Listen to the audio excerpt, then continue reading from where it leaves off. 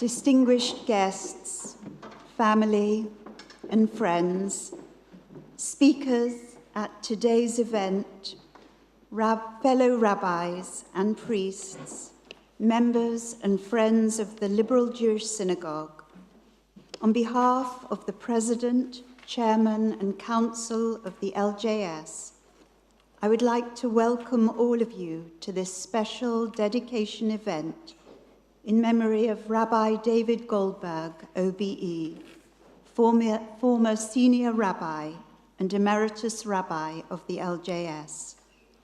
It was a community he served over a very long period of time, first as a student rabbi in 1968, then as associate rabbi from 1975, senior rabbi from 1989 to 2004, and Rabbi Emeritus from 2004 until his death in 2019.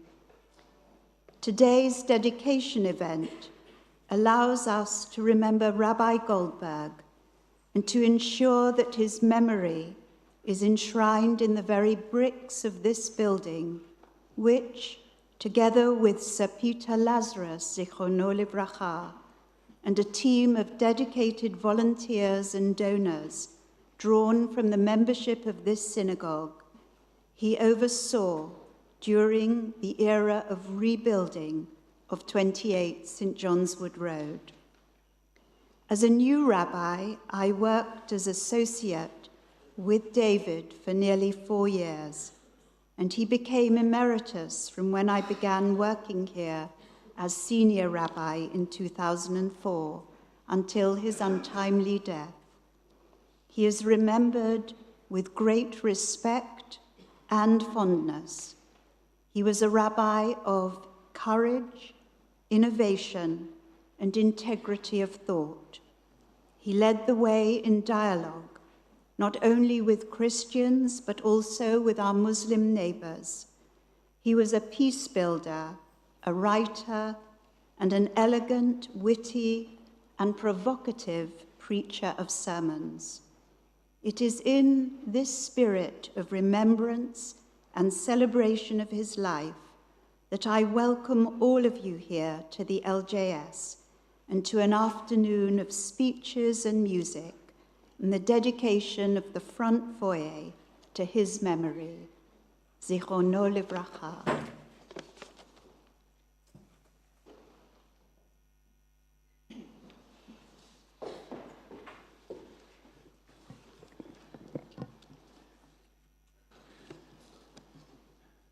I only met Rabbi David Goldberg once. It was in the Montefiore Hall of the LJS when I was in my first or second year of rabbinic school. Someone kindly introduced me, and I, in my youthful confidence, or perhaps ignorance, said this: "Oh, are you the father of Rabbi Aaron?"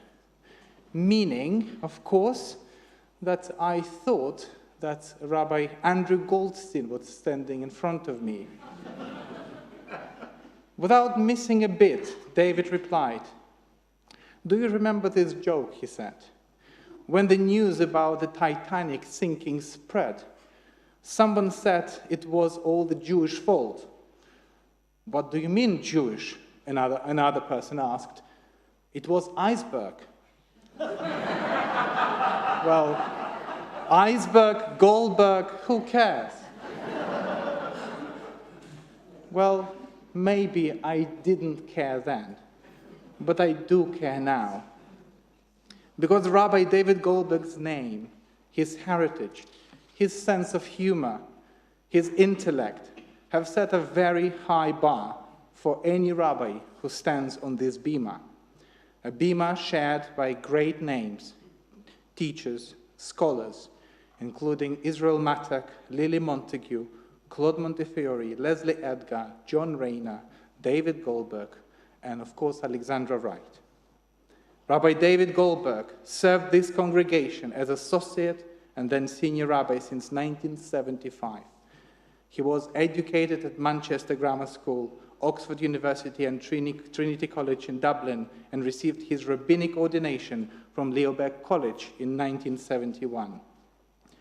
A website dedicated to his rabbinic career lists 4 firsts Rabbi Goldberg was particularly proud of. To have been the first rabbi to initiate dialogue meetings between Judaism, Christianity, and Islam when Regent's Park Mosque opened in 1978. To have been the first to recite Kaddish in Westminster Abbey when he co-officiated at a memorial service there. To have been the first prominent Jew in the UK publicly to call for recognition of legitimate Palestinian rights in an article in the Times in 1978. And to have been the first, and so far as I know, the only rabbi ever to have had an article in Wisdom, the Cricket Lover's Bible, or to have been interviewed on Test Match Special and have his name mentioned in the Lord's Cricket Ground Museum recently introduced display. He contributed regularly on Jewish and Israeli topics to all major newspapers and journals. He wrote and edited many books and contributed regularly to Jewish and Israeli topics. You can find many of his sermons and articles today on the special website dedicated to Rabbi Goldberg's intellectual achievements. This website was created by the LJS Heritage Committee and is available now at rabbidavidjgoldberg.org. The LJS archivist Cindy Lee, who was instrumental in creating this resource, will be available to show it to you on her laptop after this event during the tea reception in the Montefiore Hall. Today, we have gathered here to celebrate the life, service, and cultural and intellectual contributions of Rabbi David Goldberg. At the end of this event, we will dedicate the main foyer to the Liberal Jewish Synagogue to the memory of this respected rabbi and scholar. Our Torah portion for the week is Chayei Sarah, the story of how Abraham acquires the cave of Machpelah in perpetuity. It is not merely a place to bury his dead wife, but a token, a promise for the future. Abraham, a non-resident among the people of the territory, cannot hope for anything greater than a plot of land as a burial site. But it represents much more than that. Its symbolic title to the promised land, and a token of possession when the people are far from the land, whether in Egyptian slavery, in European exile, or living in America. These are not my words. Rabbi Goldberg wrote and delivered them on the Saturday, the 26th of November in the year 2000. To paraphrase Rabbi Goldberg's words, the dedication of the foyer is not merely a plaque on the wall, but a token, a promise for the future. It represents much more than memory.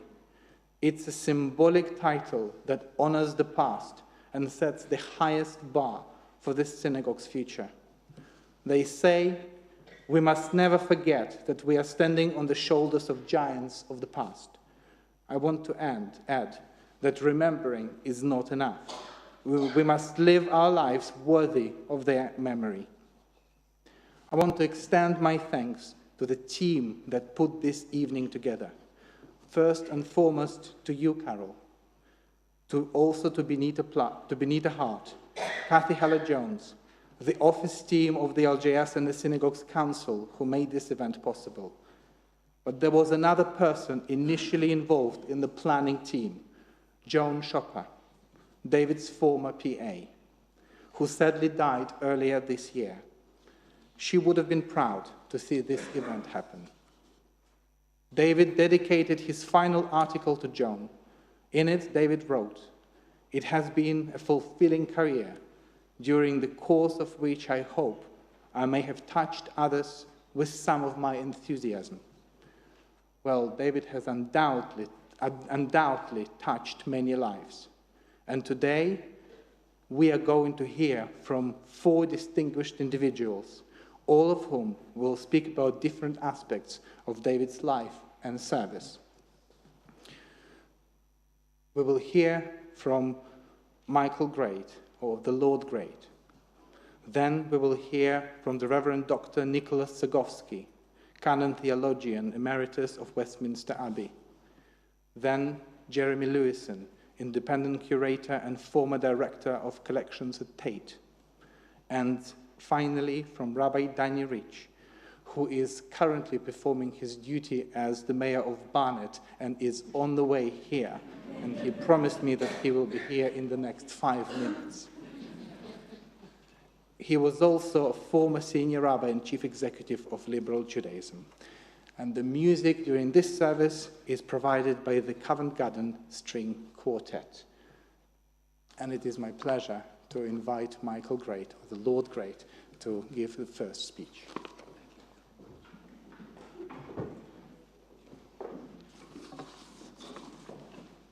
Glasses. Well, it's very fitting that we should be here, all of us in such numbers, in person, and quite a few, I think, online, which is the way things are these days. But it is a measure of the enormous respect and esteem and debt we all owe our former rabbi. Those of us who knew David Goldberg, OBE, beyond this synagogue were very proud to be his friend. To those of us who only knew him through his work here, he felt like a friend. Such was his charisma and his approachability. David was, quite simply, in the world that I come from, a star. Incredibly modest, but a star nevertheless. How do you sum up a remarkable individual, such a remarkable individual, in a few short minutes? Well, let me try a few carefully selected, carefully chosen adjectives. He was warm. He was funny. He was eloquent. Intellectual, but non-judgmental. Scholarly, honest, extremely, incredibly well-read. Modest, outspoken, visionary, and courageous. That will do for starters. I'll return to his courage shortly. For a man with such a brilliant mind, he had surprising tastes. He was passionate about cowboy films and could have won Mastermind as his specialist subject. Shane, High Noon, The Magnificent Seven. If only I'd known about his hobby when I was running the BBC, I could have fixed a role for him in one of our shows. All these cowboy films are essentially simple tales of white hats and black hats, morality tales, good overcoming evil. They probably provided relief from the dense theological and philosophical texts and tracts that David consumed with equal passion. He also, as Rabbi Igor has said, he loved his cricket, a sport which was akin to religion for those of us who are similarly addicted. And the highlight, if not the greatest highlight of his life, in his own mind, was being invited to do a guest interview on Test Match Special during the tea break on BBC Radio.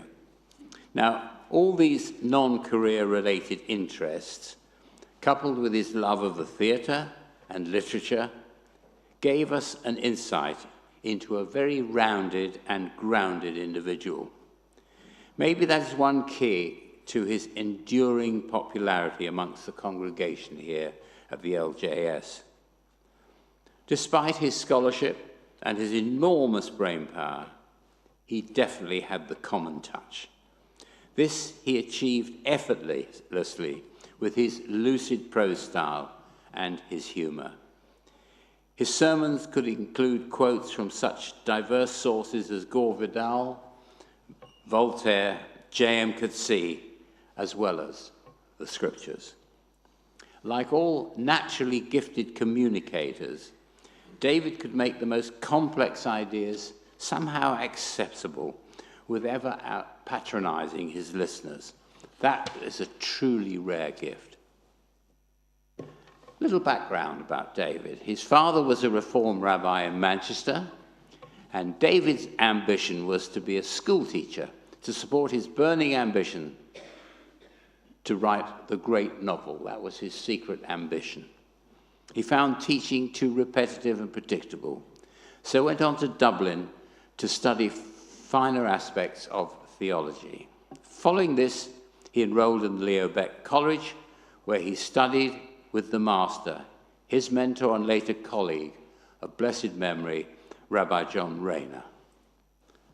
After a short spell as a junior here at the LGS, he was appointed to the top job at Wembley's Liberal Synagogue.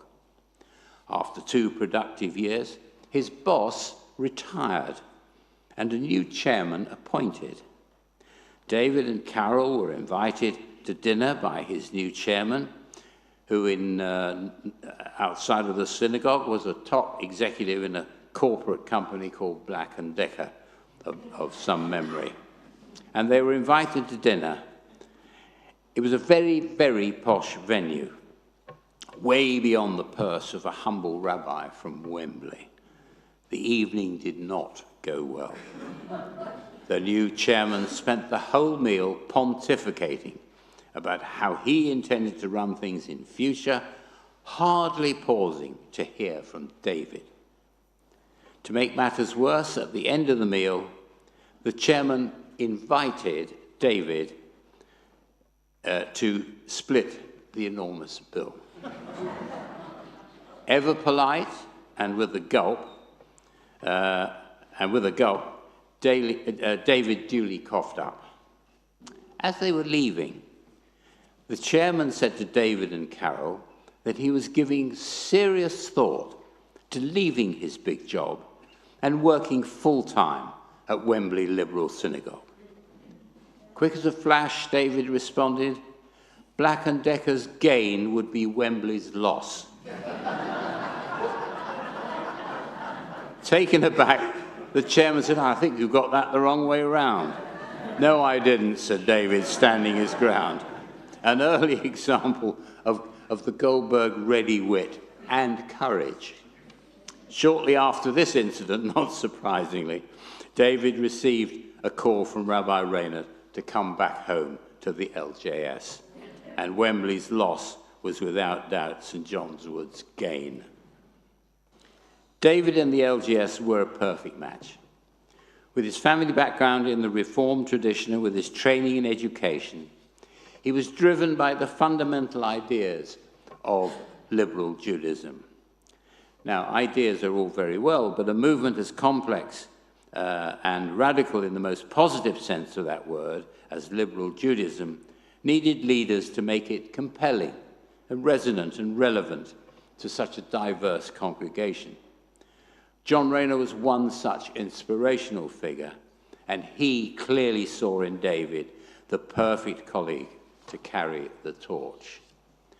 What shines through in all David's writings and thinking is his passion for Judaism to adapt and modernize and keep moving forward. Above all, this meant an emphasis on inclusiveness and for tolerance for all belief, all beliefs and non-beliefs. He could never understand why you couldn't have serious differences of opinion and beliefs without resorting to acrimony and violence. Intellectual sparring, the cut and thrust of conflicting ideas, that was more than enough for David. He never felt he had to win. Mutual respect and a metaphorical handshake at the end were all the satisfaction he ever sought. I mentioned David's courage. Nowhere was this more in evidence than his measured criticism of Israeli politics. I use the word measured because David never spoke publicly without very careful thought and very careful consideration.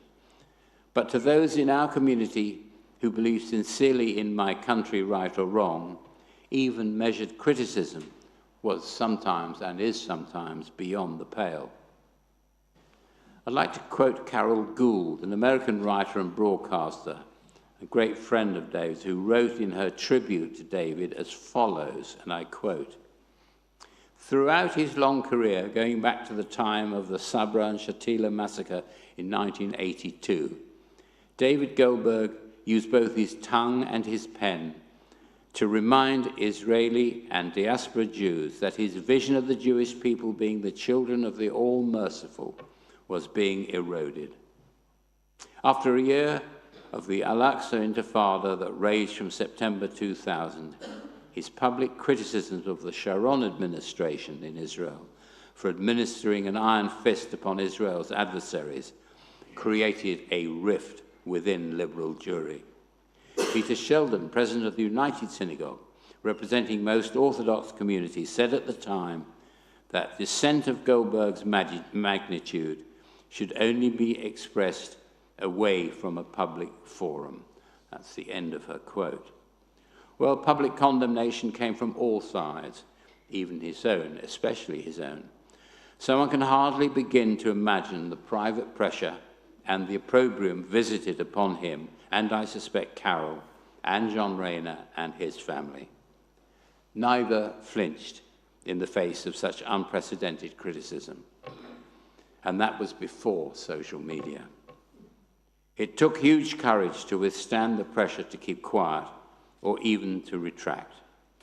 I'm sure I'm not alone amongst this congregation, sorely missing what David would have contributed to the Middle East situation right now.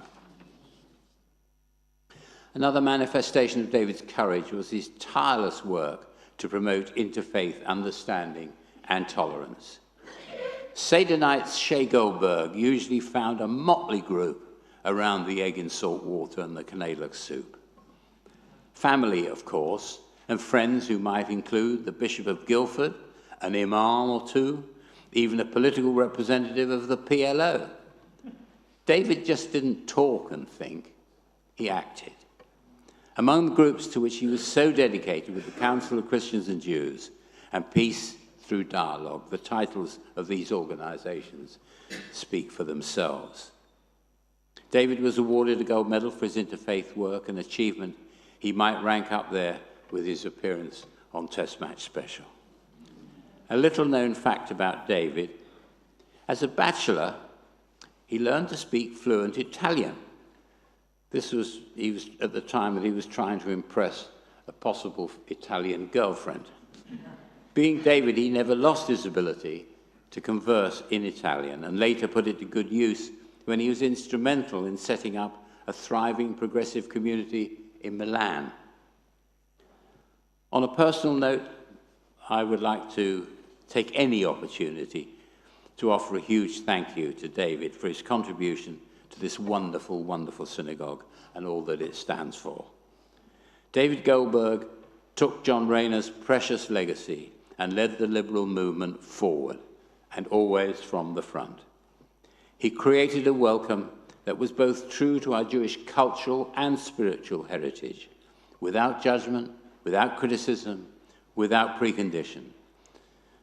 All my family rekindled their Jewishness here at the LGS under John Rayner and then under David. David's legacy will live on in our memories, in his books and in his essays and sermons, which do repay reading and rereading. But if you need a more tangible legacy, just look around this synagogue. It is as spiritual and aesthetic an interior as the old building was lacking. David dedicated so much of his taste and energy into refining the details of this beautiful interior, from the finishing Jerusalem stone to the Anish Kapoor Holocaust memorial piece outside this hall. The finished refurbishment owes so much to his taste and his input. Generations of LJS congregants will have reason to go on giving thanks. Our thanks must go to Carol and the family, of course, for sharing this extraordinary man with us, his congregants and friends. We give thanks on this day for the gift of David, who gave so much of himself to causes that were dedicated to making this a better world, not just for Jews, but for all mankind. I must close with David's own words, extracted from one of his many compelling High Holy Day sermons. This from the eve of Yom Kippur 2005. Long-standing congregants, he said, will know from previous sermons that the most important influence on my moral development was cowboy films. In Sam Peckinpah's beautifully elegiac western, Ride the High Country, two aging, cast-aside lawmen, played by Randolph Scott and Joel McCrea, transport gold from a mining camp to a bank. The Randolph Scott character tries to persuade his friend to steal the gold, citing how badly they've been used all their careers, putting their lives on the line for a few lousy dollars pay. But Joel McCrea rejects him with the marvelous remark, I want to enter my home justified. When that day comes, we would all wish to enter our home justified. You will, David, you will. And on behalf of your family, your friends, and your congregation represented here this evening, we thank you for your precious gifts.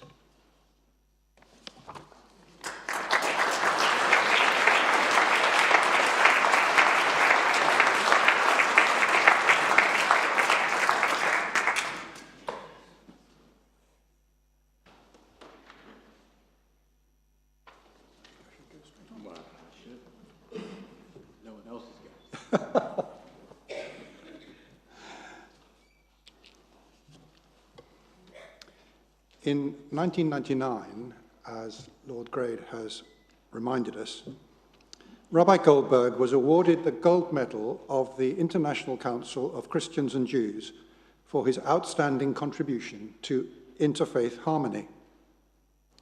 And in 2004, he was awarded an OBE for services to interfaith work. I've been asked to say something from a personal viewpoint about David's remarkable contribution to the interfaith understanding, which is so much needed in our contemporary world. In 2004, I was appointed to be canon theologian at Westminster Abbey, not long after the retirement of Canon Anthony Harvey. Anthony was, with David, co-chair and then joint president of the London Society of Jews and Christians. Through their work together, David and Anthony became fast friends. They were both highly intelligent, cultured, articulate theologians with a sharp critical edge and a deep understanding of each other's faith tradition. If anyone should be standing here paying tribute to David's interfaith work, it is Anthony. When Anthony died in 2018, David, though unwell, was determined on a bitter January day to be at his funeral in the Cotswolds. Indeed, both he and Carol were there. But the next day, David was taken to hospital in an ambulance with pneumonia. He was then much saddened that he was too ill to attend Anthony's memorial service in Westminster Abbey. Carol, a dear friend of Anthony in her own right, read from Isaiah on David's behalf. Another of David's great interfaith friendships was with Dr. Zaki Badawi, the first director of the London Central Mosque at Regent's Park. When in the late 1970s the mosque was built, the Council of the LJS sent a gift as a gesture of friendship and welcome. For a number of years, pioneering joint meetings were held in the mosque, this synagogue, and St. John's Church. The vicar, John Slater, was another good friend. Sadly, with the 1982 war in Lebanon, the atmosphere turned bitter and it became too difficult to carry on. When in 1986, Zaki Badawi left the mosque to set up a Muslim college, David taught a course in Judaism there. The last time David was in Regent's Park Mosque was for Zaki Badawi's funeral in 2006. David later wrote, "Interfaith work has always given me great pleasure because it is such a civilized discourse." I've learned that's a very David Goldberg phrase, such a civilized discourse.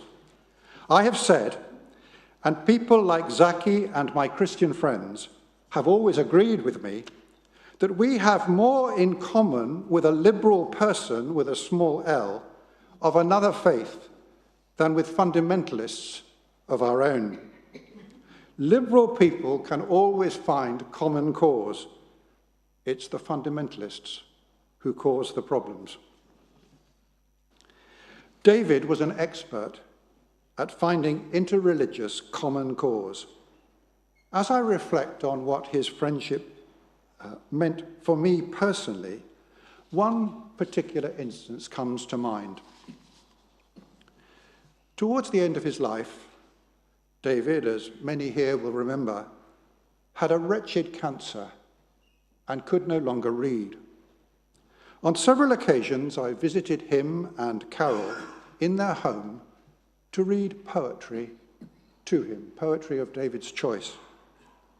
Once we went for a walk. David had to hang on to me so he didn't trip. I was very, very touched. The image of the rabbi and the priest walking arm in arm round Kentish town seemed to me to sum up everything David stood for in his lifelong interfaith commitment. The last poem David asked me to read was by Thomas Hardy, who was, as Carol tells me, his favourite author. It's a bleak dig at the fundamentalists, with a strong element of self-deprecation, and in the end, just a touch of hope. Don't be misled by the first line. The word train in the first line simply means procession. The poem is called God's Funeral. I saw a slowly stepping train, lined on the brows, scoop-eyed and bent and hoar, following in files across a twilit plain. A strange and mystic form, the foremost bore. The foreborn shape to my blurred eyes at first seemed manlike, and anon to change to an amorphous cloud of marvelous size, at times endowed with wings of glorious range. Almost before I knew, I bent toward the moving columns, without a word. They, growing in bulk and numbers as they went, struck out sick thoughts that could be overheard. O man-projected figure, of late imaged as we, thy knell, who shall survive? Whence came it we were tempted to create one whom we can no longer keep alive? Framing him jealous, fierce at first, we gave him justice as the ages rolled, will to bless those by circumstance accursed, and long-suffering, and mercies manifold. And tricked by our own early dream and need of solace, we grew self-deceived. Our making soon our maker did we deem, and what we had imagined we believed. till in time's staleless, stealthy swing, uncompromising rude reality mangled the monarch of our fashioning, who quavered, sank, and now has ceased to be. So toward our myth's oblivion, darkling and languid-lipped, we creep and grope, sadlier than those who wept in Babylon, whose Zion was a still abiding hope.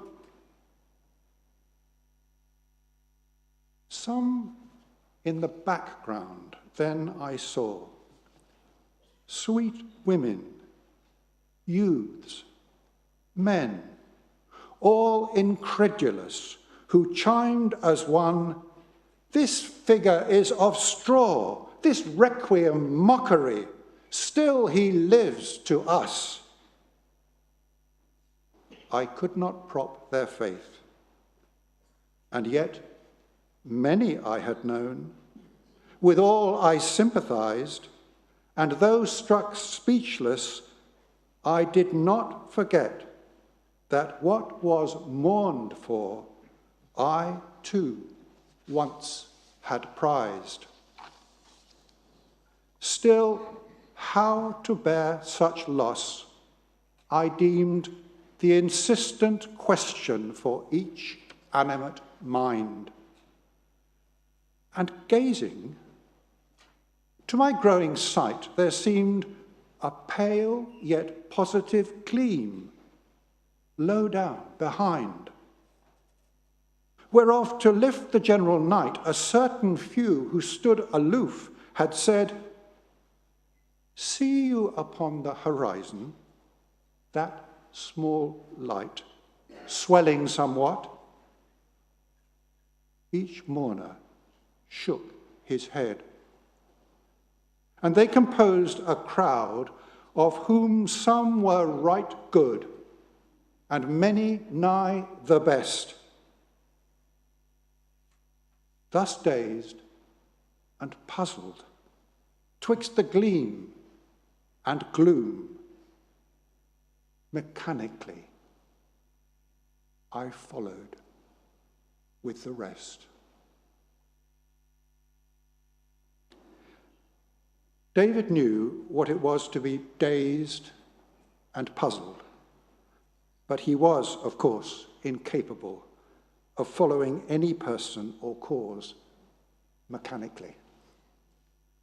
So long as a rabbi and a Christian priest, or for that matter, an imam, could walk arm in the evening of their days, there was light on the horizon. There was hope, and David would point to it.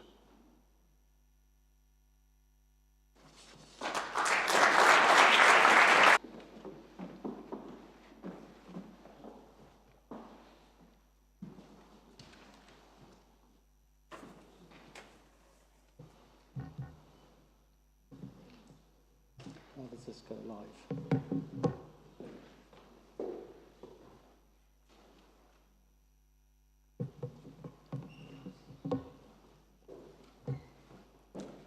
This is the house that David built. Beyond the neoclassical portico, you enter a transitional space between the outside and the inner sanctum, an antechamber to the spiritual hub of the building. On your left is a Holocaust memorial by Anish Kapoor. Reflected in its dark interior is a glow of milky light, a gentle, lambent presence. Around its edges, the marks of the drills used to hew it from the rock face, the scars of a violent act. The other side of the foyer, through the slot window, you glimpse the Ner Tamid, burning discreetly, eternally, and the union of these two sacred objects links the terrible past to the unending present, ensuring we remember.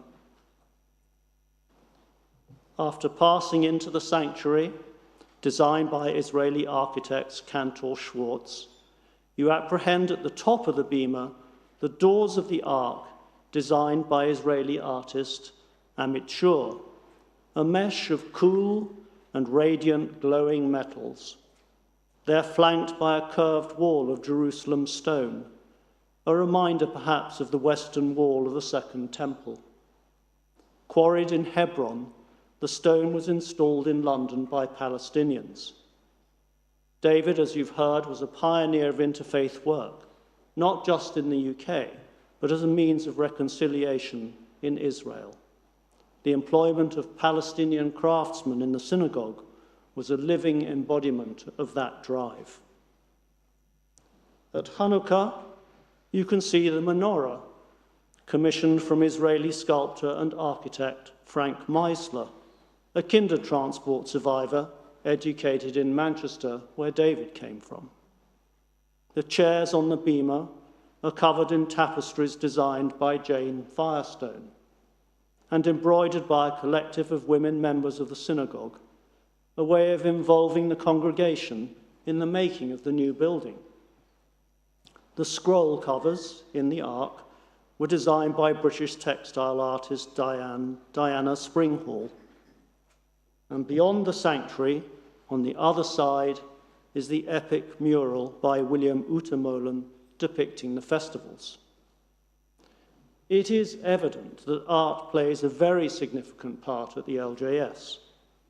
The passage from the front of the synagogue to the back is a journey from the memorialization of one of the most tragic episodes in Jewish history to an affirmation of the continuity of Jewish life.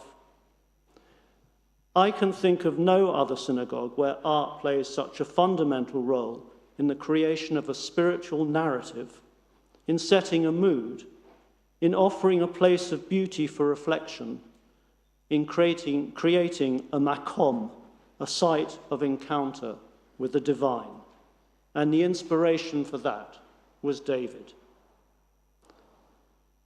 The sanctuary in which we sit has a certain purity.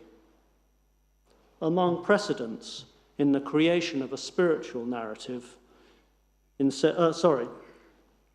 among precedents is the non-denominational Rothko Chapel in Houston, which, like our sanctuary, is also designed as an octagon. Art has always been central to the Abrahamic religions. If the Christian religion encouraged figurative art, Islam and Judaism sublimated the artistic drive in the production of symbolic, abstract design.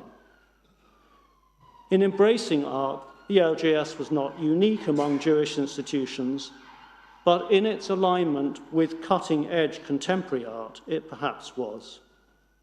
When combined with the beautiful music sung by the choir, the LJS is something of a Gesamtkunstwerk, a total work of art.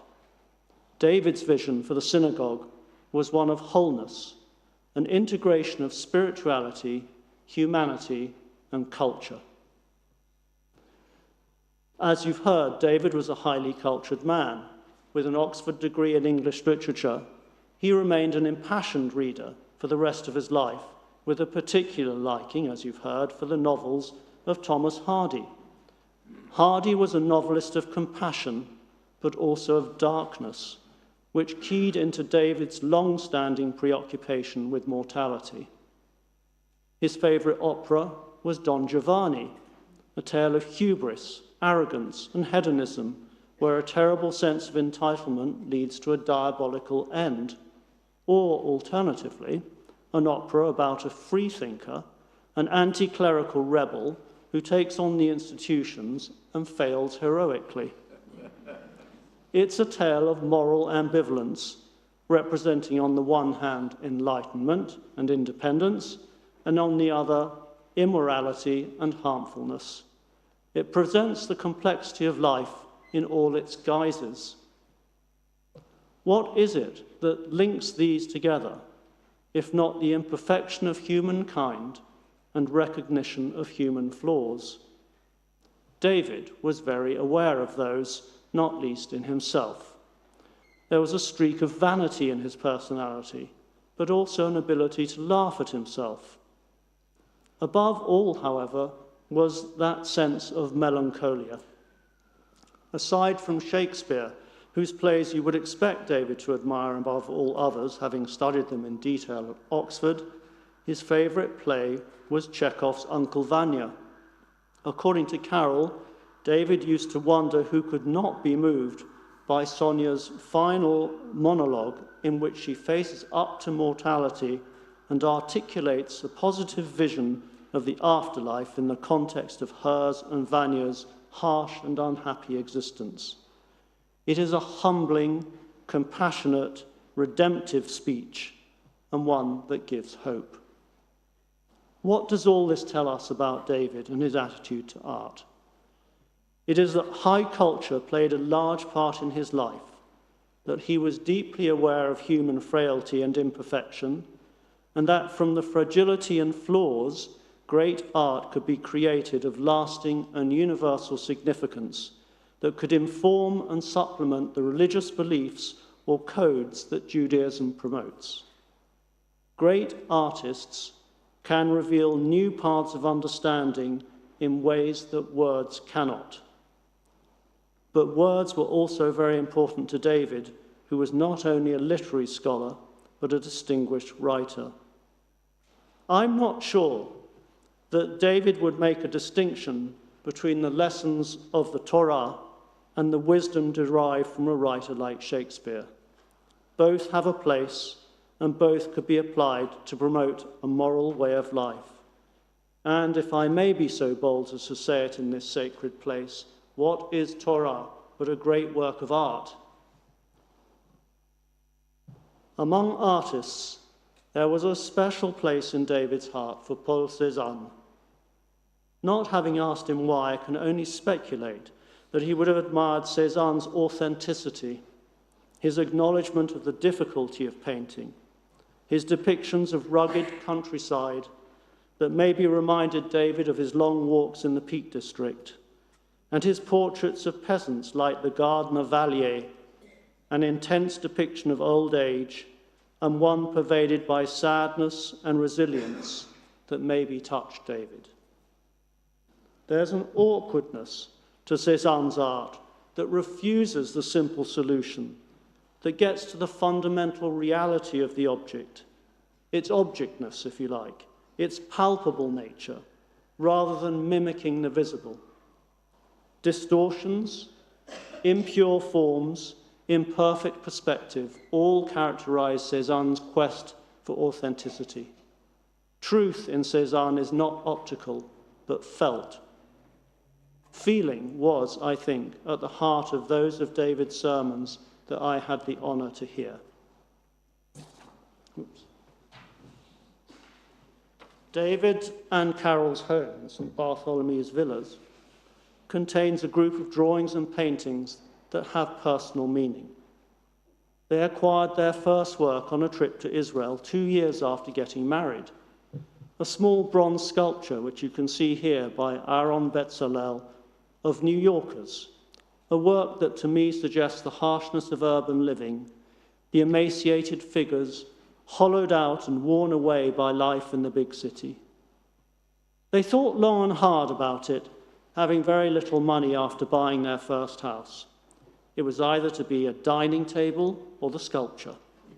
Well, there was only one answer.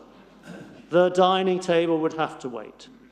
And so it went on. On several visits to Israel, they would return to an antique shop in the Arab quarter and come out with a little head, all archaeological finds from the Holy Land. Given the centrality of art in their lives, it should have been no surprise that David was keen to integrate that into the life of the synagogue.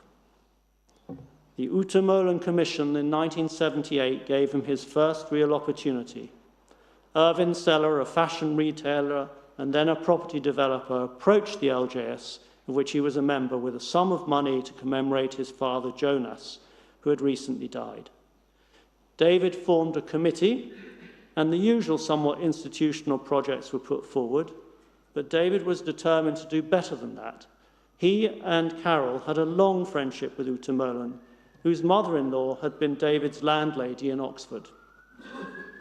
It was David's idea to commission the mural, which he was determined should be a large celebratory narrative that would be lasting and meaningful for the congregation.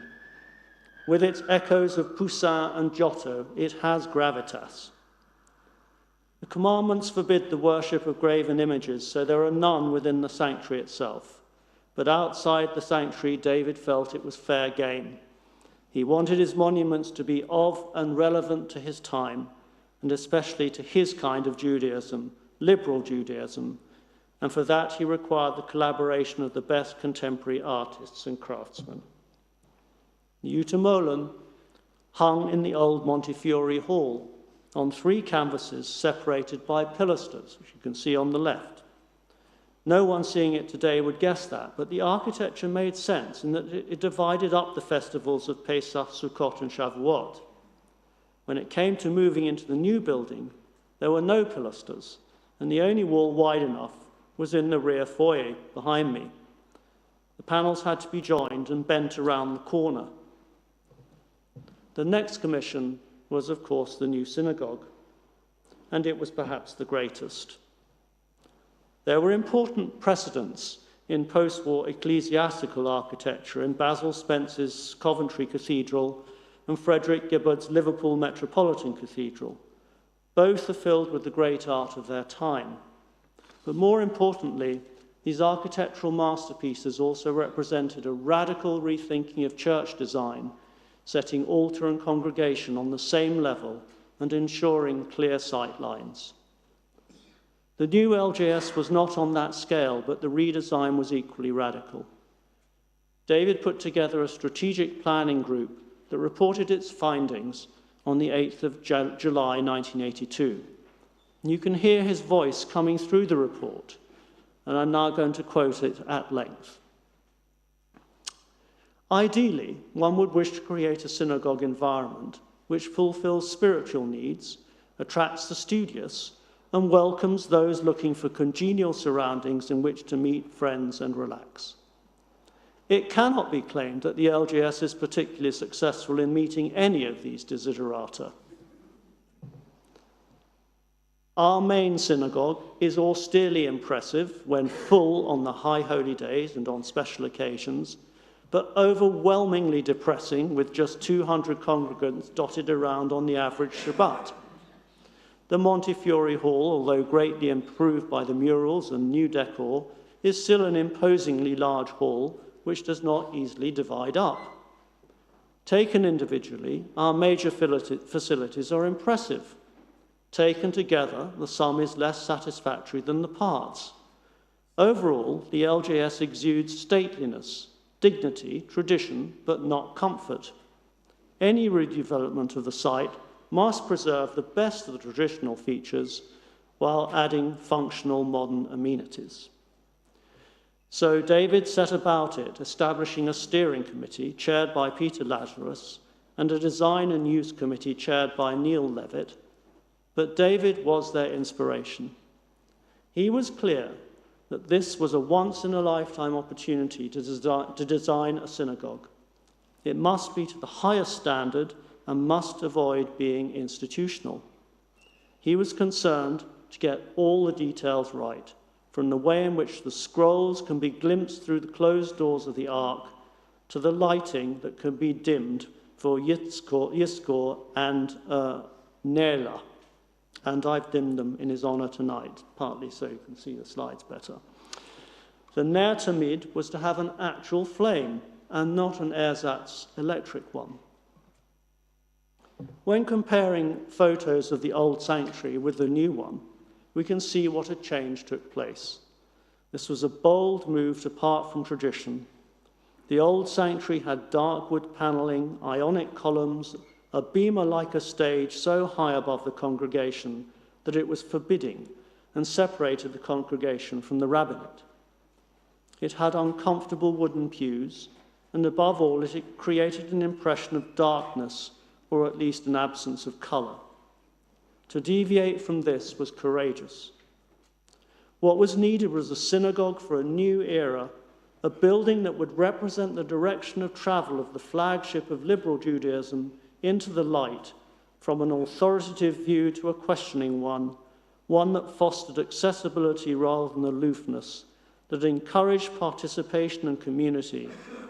And this was represented in the architecture.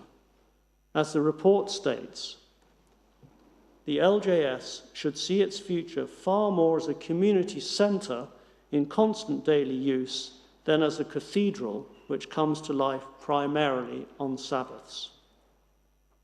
The shul with the pool is the jokey way that David referred to it in the report, in which American temples were referred to, and David recognized that the community aspect of the synagogue would become increasingly important as people gained more leisure time and lived longer. What emerged was a space filled with light, comfortable seating in a semicircle, or more accurately 5/8 of an octagon, so the congregants could be nearer or among the rabbinate. Surfaces that blend in soft tones, a chuppah that was a minimal white talit, and a rich blue carpet. The Montefiore is neither austere nor overwhelmingly large, and is regularly used for weddings and bar mitzvah parties. Downstairs was a youth club room, perhaps it still is, with table tennis, and my stepson spent most of his religious school playing table tennis. He had a deal with David, in fact, that he could do 1 term table tennis, 1 term religion school. And there's a creche and a nursery school. Schwartz's design creates a non-hierarchical sanctuary. The bema is split, the lower level used to conduct the service and give sermons, the upper level to read from the Torah. The rabbinate, both representatives of the congregation and representatives of God, the intermediaries. Its retractable nature and the design of the seating ensure that even when sparsely populated, the sanctuary doesn't feel empty. Barnett Newman, the abstract expressionist American artist, referred to the synagogue he designed, which was never built, in baseball terms, describing how the congregants would wait in the dugouts before being called up to the mound. I don't know if David was a baseball fan, but as you've heard, he definitely was a cricket fan, and his proudest moment, as you also heard, was appearing on Test Match Special. But he might have liked that analogy. Here in the LGS, we could perhaps refer to moving from one bema to the other as running between the wickets. We come now to what might be considered the jewel in the crown, Anish Kapoor's Holocaust Memorial. But I've told the story before of how it came about, so I won't dwell on it here. But it is worth saying that David's original idea was to ask Tony Caro, brother of congregant Ruth Caro. But Tony didn't feel up to it, and I'm not surprised. He made abstract sculptures from steel and denied any intentional symbolic or metaphorical value. When he unveiled his sculpture, which is the one on the left, in the east wing of the National Gallery in Washington in 1978, he was asked by a hapless journalist, "What does your sculpture mean, Mr. Caro?" To which he replied mischievously, "What does your breakfast mean?" I'm sure David might have had an answer to that in one of his sermons, but no, Tony declined. There were other suggestions, but nothing satisfactory emerged. At this point, David reached out for advice to Richard Morfitt, keeper of the modern collection at the Tate. Unbeknown to David, because he missed it, my wedding, Richard had recently been to the LGS to attend my wedding. I was his deputy. So he immediately wrote back and put me forward to advise. To cut a long story short, I put forward 2 proposals to engage either Anish Kapoor or Anthony Gormley, and there was a third to encase one of the Czech scrolls. Anthony was raised in a Catholic family, coincidentally living next door to Neil Levitt when growing up, and Anish has a Jewish mother and had the distinction of being rejected by the Bezalel Academy when he applied to study there in the 1970s. How you can get things wrong. Both were rising stars, but not yet household names. All 3 produced excellent proposals, but after much debate, David eloquently persuaded the committee that Anish was the best choice. and there began his relationship with Anish and a number of visits by him and Carol to the studio to see the work in progress. I should add in parenthesis that Anish already knew the LJS, as he was also a guest at my wedding to Caroline in 1993. And I remember him telling me how much he admired the Jerusalem stone. He could see that stone, which was fundamental to his art, was appreciated. Here was a sculptor not afraid of the symbolic realm, whose path had crossed with a rabbi whose cultured approach to art could embrace the abstract as well as the figurative. Anish's work is numinous, its mysterium tremendum, sweeping like a gentle tide, pervading the mind with a tranquil mood of deepest worship, as German theologian and philosopher Rudolf Otto described the concept of the numinous in 1917. The memorial has characteristics of the sublime, a sense of vastness, obscurity, terror even. I think David recognized that, of the three proposals, this was the one that avoided the literal and opened itself to the possibility of a quiet apprehension of the enormity of the past tragedy and of inducing a sense of dread and healing. It was installed in 1996. The precedents for commissioning great art for religious institutions in Britain in the 20th century are not that numerous, but one man stands out above all others, Walter Hussey, the priest of St. Matthew's Church, Northampton, from 1940 to 1955, who in the 1940s commissioned the Madonna and Child from Henry Moore and the disturbingly human Crucifixion by Graham Sutherland, and when he moved to Chichester Cathedral, further works by contemporary artists.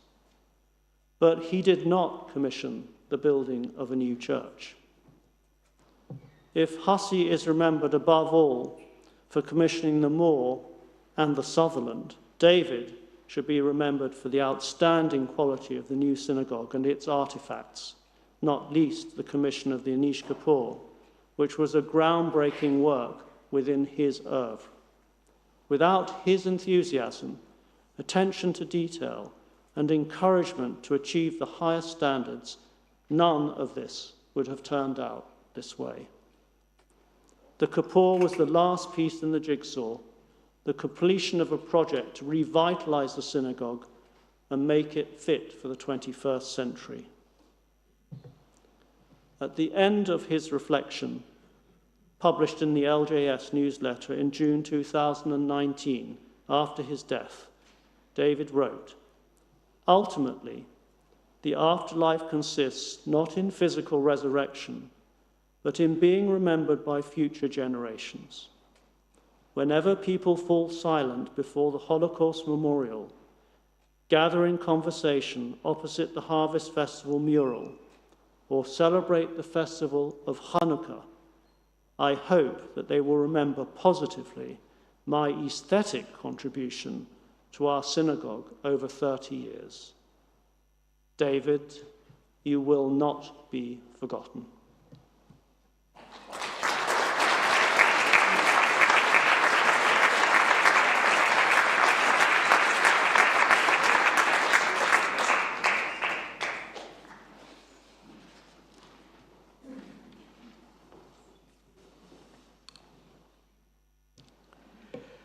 Carol, friends, although I've been asked to speak about David Goldberg in the context of his published works, his sometimes controversial but perhaps prescient approach to the connection between Jews in the diaspora and the State of Israel and his liberal Judaism, and I will come to these, I cannot but begin by paying tribute to David as my teacher and one of less than a handful of mentors who helped shape my life and career as a liberal rabbi. David Goldberg was not a prolific author of published works, but the 5 he produced were impressive in thought, knowledge, and influence in different spheres. The first, The Jewish People, Their Story and Their Religion, with his collaborator, Rabbi John Rayner, was published in the late 1980s as an introduction to the curious reader and served as a first modern exploration of Judaism, responding to the changing nature of the Jewish people in the light of the Shoah and the founding of the State of Israel. His second prize-winning work, To the Promised Land, A History of Zionist Thought, responded more directly to the establishment of the State of Israel through an examination of the ideas of Zionist thinkers, including Moses Hess, Theodor Herzl, David Ben-Gurion, and Vladimir Jabotinsky. David succeeded in marking the achievements of Zionism, but opening up the paradoxes of arguably the most influential 20th century movement within Judaism. It was in his next two volumes, The Divided Self, Israel and Jewish Psyche Today, and This Is Not the Way, that David Goldberg was at his most radical and challenging, although, as was his wont, always with a sense of humour. David was becoming increasingly concerned about the distance in intellectual, moral and practical terms between Jews in Israel and those outside of the state. He contrasted the victimhood of Jewish Israelis, which led them to respond to their own other citizens with unequal treatment, and to the Palestinians with military repression. He contrasted that with the successes of Jews outside Israel to negotiate a life as a minority. Indeed, David was of the view that the example of Jews in the diaspora might teach Israelis a thing or two, reversing the increasing assumption that it was Israel which now had everything to teach Jews who lived outside its national boundaries. David further provoked the Israel Right and Right camp some years later, when he argued that the results of that victimhood, to which he referred in his previous volume, were at best exaggerated and perhaps even false.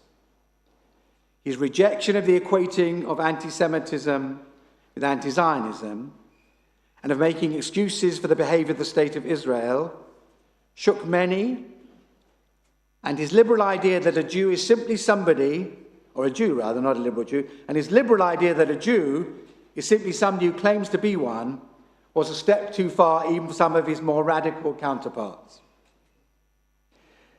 Despite frequently being accused of being an anti-Zionist or an Israel hater, and they were just two epithets of many that David received, David's lifelong affair with the State of Israel began on a gap year before university when he worked on Kibbutz Sde Boker, the kibbutz of David Ben-Gurion, whose thinking had an impact on David's own work.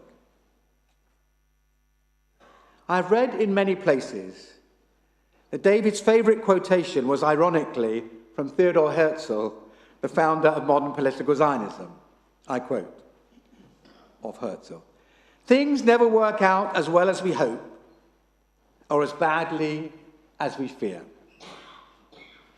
In the last 2 years or so, I've often wondered what David Goldberg might have thought or preached. David was not naive about the reality of anti-Semitism, the challenges faced by the State of Israel, or the capacity of the Palestinians and their leadership to do real harm to themselves and to others. Yet above all, David was a liberal with a capital L and a liberal Jew who took great pride in the history, culture, and societal benefits of Judaism, indeed its unique aspects. But he refused to suspend his critical faculties, his moral compass, and his tolerant instinct to say it as he saw it, whether it was the Jewish people, the State of Israel, or any other institution which was, in his view, acting against a background of intellectual muddle, crooked morality, or self-righteousness. David's final published work, Story of the Jews, was a remarkable but very different work. David could be an intellectual snob. And I remember as a young rabbi, a devastating put down to me, which did not diminish my affection for him. He and I were at a Liberal Judaism Rabbinic Conference monthly meeting, and I was speaking passionately about some matter with which David was probably in agreement. But he interrupted to tell me that I was not addressing a student union meeting now. This book, The Story of the Jews, appears to be a coffee table book, but its depth of information, accompanied by copies of 16 of important documents of Jewish history, including one of David Ben-Gurion's speech in Hebrew, declaring the independence of the State of Israel on the 14th of May 1948, make it a bar bat mitzvah present for intellectual teenagers, but a gift for adults alike. Indeed, although most people would think of David's monumental history and polemic works, I often turn to this, which I forgot to bring with me, a simple grey pamphlet. Actually, I left it in the car, having just come from the senator. A simple grey pamphlet issued by Liberal Judaism nearly 20 years ago, in which David so clearly enumerates, I quote, the key beliefs of Liberal Judaism. David Goldberg was a superb wordsmith. And in his more than 30 years at the Liberal Jewish Synagogue, the LJS, half of which he was its senior rabbi, his reputation as a preacher who offered a relevant, intellectual, and well-argued message with, of course, its appropriate beginning, middle, and end, attracted members and listeners from far and wide. As we all know and have heard, the LJS is opposite Lord's Cricket Ground. And aware of David's affection for cricket, David's wife and stalwart partner of so many years, Carol, affectionately joked that he gave shorter sermons when the test matches were on. I want to end with David's own words of what being a rabbi meant to him. Because although David was the many things we have and will continue to talk about as we've all led today, he was my rabbi. Rabbi, this is David speaking, rabbi means teacher. I try not to give soft, simple answers, but always treat life as it is, and not how we would like it to be. My work brings me into close touch with the widest variety of people, taking me through the whole gamut of their lives. It is a privilege and the perennial stimulation of my calling. When I wake up every morning, my great joy is knowing that the day ahead will always be different. I am a very lucky and happy man. And as one of David's students, I was lucky and happy to have known him.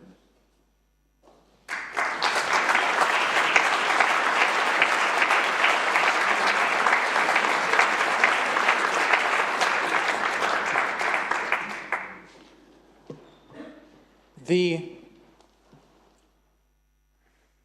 length of speeches is something that was mentioned now by Rabbi Danny Rich. We know for sure that it is not a test much today because our speakers took slightly longer than intended. But now we've arrived to the climax of today's event, the dedication prayer, after which we will all be invited to join the tea reception. And now I would like to invite David's family, all speakers, the chairman and the president of the Liberal Jewish Synagogue, together with Rabbi Kathleen Middleton, who will lead the dedication prayer. And for this part, please stand if you can. People who will be standing in the sanctuary now, you will be able to see the dedication event through the video link on the wall.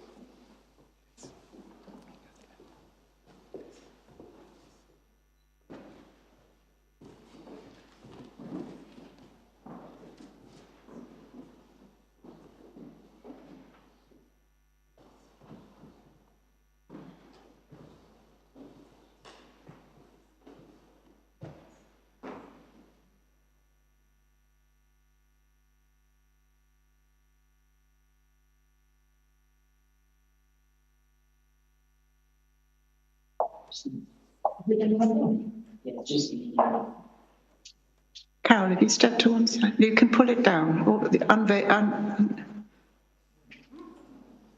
that's fine. Thank you.